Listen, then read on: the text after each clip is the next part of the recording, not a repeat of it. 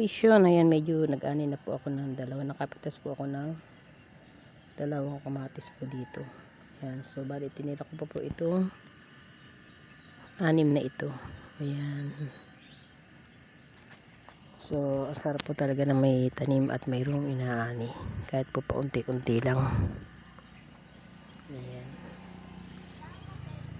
Sa susunod naman po itong isa na to at saka ito. Ayan. So, bali nakakuha na po ako ng dalawa. Ang gamit ko na po yan.